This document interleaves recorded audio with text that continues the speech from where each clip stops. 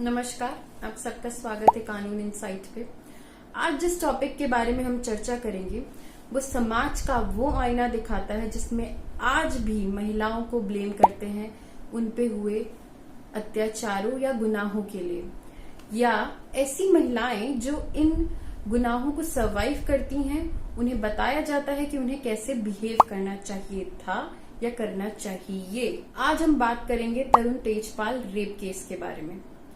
Bombay high court द्वारा दिए session court के डिसीजन को एक मैनुअल बताया रेप विक्टिम के लिए कि रेप विक्टिम को कैसे बिहेव करना चाहिए, वो ये एक केस बताता है। आखिर क्या है ये ऑब्जर्वेशन और क्या है ये केस, इसको समझने के लिए हमें थोड़ा फ्लैशबैक में जाना पड़ेगा।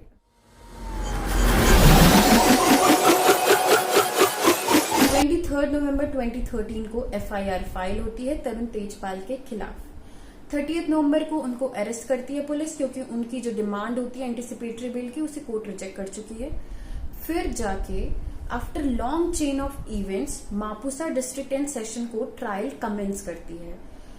पैंडेमिक और कारणों की वजह से 21 मई 2021 को ट्रायल कोर्ट का डिसीजन आता है जिसमें वो तरुण तेजपाल के ऊपर लगे सारे चार्जेस से उन्हें अक्विट कर देती है।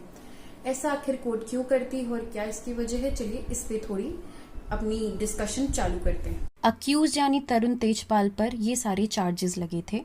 सेक्शन 341 गलत तरीके से रोकना, सेक्शन 342 गलत मंशा से कैद करना, सेक्शन 354 गरिमा भंग करने की मंशा से हमला या आपराधिक बल का प्रयोग करना, सेक्शन 354A यौन उत्पीड़न, सेक्शन 354B विवस्त्र करने की आशा से स्त्री पर हमला या आपराधिक बल का प्रयोग, सेक्शन 376(2)F महिला पर अधिकार की स्थिति रखने वाले व्यक्ति द्वारा बलात्कार, और आखिरी सेक्शन 376(2) नियंत्रण कर सकने की स्थिति वाले व्यक्ति द्वारा बलात्कार। इस केस को सुन रही थी स्पेशल जज शमा जोशी। सारे एविडेंस को देखते हुए उन्होंने बेनिफिट ऑफ डाउट दिया अक्यूज्ड को, क्योंकि कोई भी कोरॉबोरेटिव एविडेंस नहीं था, यानी कोई पुष्टि करने वाला साक्ष्य नहीं था जो एलिगेशन अक्यूज्ड के ऊपर लगे थे। उसको प्रूफ करने के लिए कोई भी एविडेंस नहीं था जो उसे कोरॉबोरेट करे। सीसीटीवी फुटेज अवेलेबल था वो सेकेंड और थर्ड फ्लोर का था और इंसिडेंट हुआ था फर्स्ट फ्लोर पे।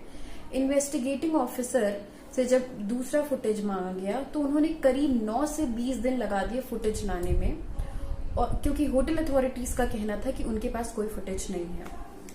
राइट टू फेयर इन्वेस्टिगेशन जो आर्टिकल 21 के अंदर आता है उसका बेनिफिट अक्यूज को भी मिलना चाहिए, क्योंकि इन्वेस्टिगेटिंग ऑफिसर ने अच्छा इन्वेस्टिगेशन नहीं किया, इसमें अक्यूज की कोई गलती नहीं है। जज साहिबा आगे कहती हैं कि उन्हें प्रोसिक्यूट्रिक्स की बातों में कॉन्ट्राडिक्शन मिलता है। ये इंसिडेंट्स 2 से 3 मिनट में लिफ्ट में अगर हुआ तो क्या लिफ्ट किसी और फ्लोर पे नहीं रुकी? क्या लिफ्ट में ऐसा कोई बटन है जिससे वो किसी और फ्लोर पे ना रुके? इन्वेस्टिगेटिंग ऑफिसर को ये चेक करना चाहिए था।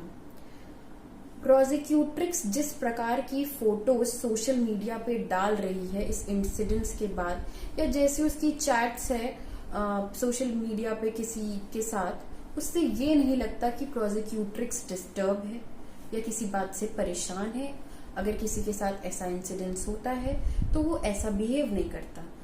मतलब जज साहिबा का मानना था कि अगर आप अबला हैं तभी आपको इस देश में न्याय मिलेगा। कौन है ये लोग, कहां से आते हैं?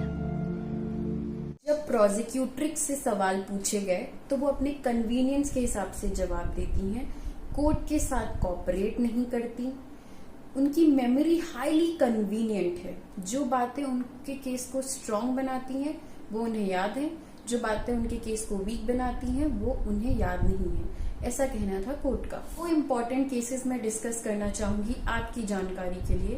पहला केस है पप्पू अलाइस यूनिस, 2009 का केस है। इसमें सुप्रीम कोर्ट कहता है कि अगर कोई विक्टिम है रेप या सेक्सुअल अब्यूज का, तो अगर उसका कोई पास्ट सेक्सुअल एक्सपीरियंस रहा है तो उसे लिंक ना करे प्रेजेंट केस में और उसे कोई कैरेक्टर सर्टिफिकेट ना दे। दूसरा केस है state of Punjab versus Gurmeet Singh.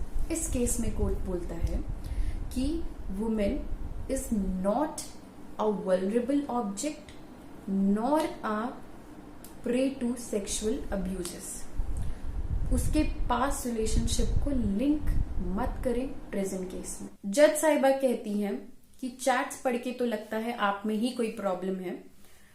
वो आगे ये कहती हैं कि प्रोसिक्यूट्रिक्स यानी विक्टिम ने अगर रेजिस्ट किया होता तो कोई स्क्रैचेस होते बॉडी में, या तो विक्टिम के या तो अक्यूज्ड के, पर ऐसे कोई स्क्रैचेस नहीं है बॉडी में।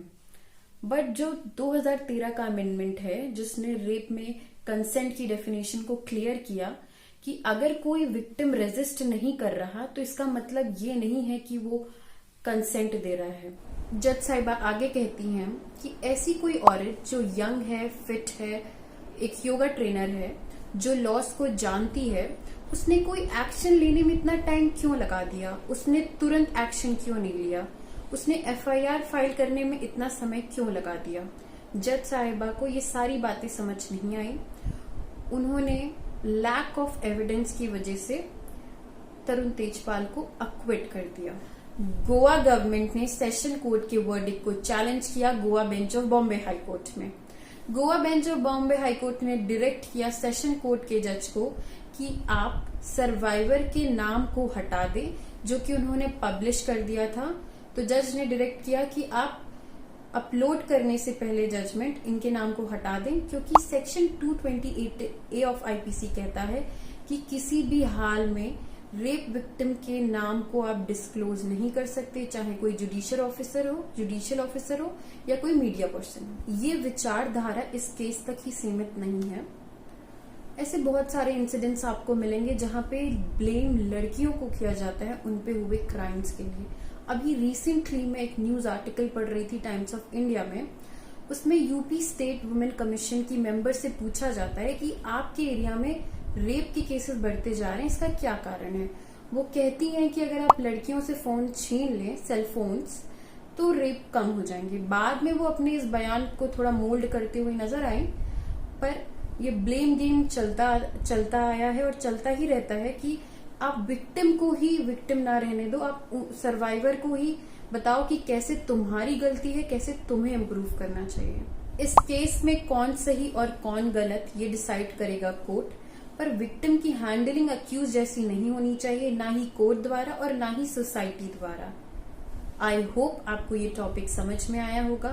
Please like this video and do subscribe our channel and share it as much as you can. जय हिंद।